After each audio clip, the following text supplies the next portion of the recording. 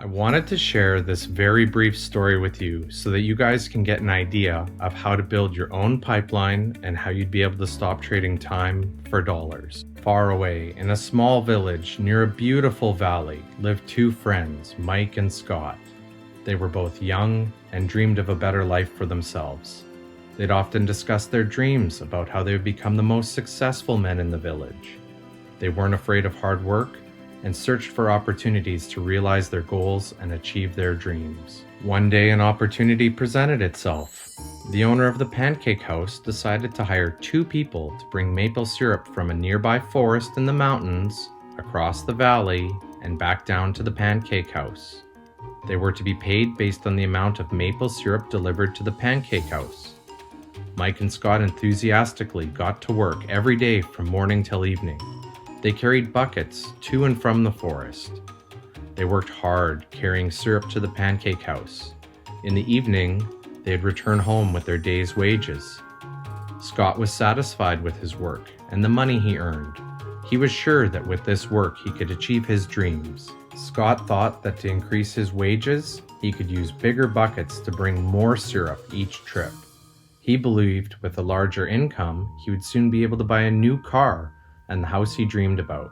Now, Mike was not satisfied at the end of the day. His back and hands ached and he was exhausted. He was looking for an easier way to earn more. One day, an idea occurred to Mike. He imagined building a pipeline to deliver the syrup from the mountain forest to the pancake house. With this pipeline, he could get more syrup to the pancake house without carrying buckets back and forth from the forest to the pancake house. Soon he got very excited about his idea and began to plan. Mike, of course, shared his idea with his friend Scott and asked him to join with the work and help build the pipeline. Scott thought the idea was crazy. All Scott could think about was what his money could buy today and how to get it quicker. He felt that building a pipeline would slow him down and delay him in achieving his goals. Instead, Scott got bigger buckets and went more often back and forth fetching syrup. He was sure that this method could make more money. Mike decided to build the pipeline on his own. He understood that it would not be easy to build and it would take him time to complete the pipeline. Mike knew that it could take several years to finish, but he kept his mind on his goal. Every day he worked and carried buckets of maple syrup like before, but on weekends during his spare time, he worked hard, achieving a network of pumps and hoses together to build his maple syrup pipeline. In the first month, there was little to show for his work. Scott and the villagers laughed and teased him. They called him Mike, the Pipeline Man. During this time, Scott's income doubled. He already bought a new car and a bigger house. His lifestyle changed. He now spent time after work in the bar enjoying his hard-earned wages from delivering maple syrup. What Scott didn't realize was that his body was starting to stoop from carrying the heavy buckets every day. His face looked worn and his body tired. Soon, he began to carry less and less syrup due to the wear and tear on his body. Month after month, Mike worked. Soon, a year passed, and then a second year. Finally, Mike finished his pipeline. Now he used his pipeline to deliver maple syrup to the pancake house instead of carrying buckets. Mike was now earning more money than ever before. The syrup continued flowing to the pancake house while Mike wasn't working. It even flowed while he slept and ate. Mike was happy and proud of his insight, persistence, and hard work. Now his income flowed as long as the syrup flowed through his pipeline. The story of Scott and Mike is a reflection of life. Their jobs symbolize what most people do to earn money. Scott gets his money using buckets. He goes back and forth carrying his buckets from the forest to the pancake house in exchange for money.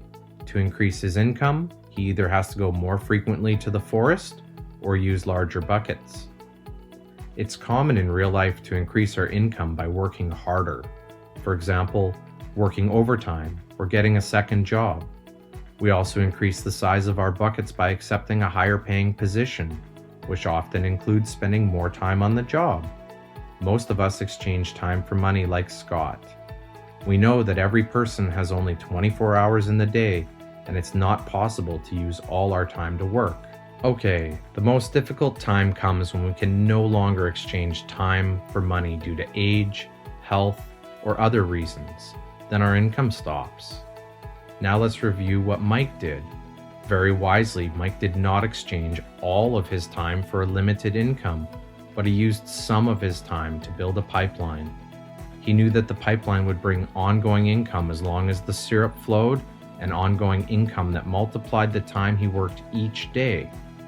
Mike knew that someday, maybe because of age or health, he would no longer be able to exchange his available time for money.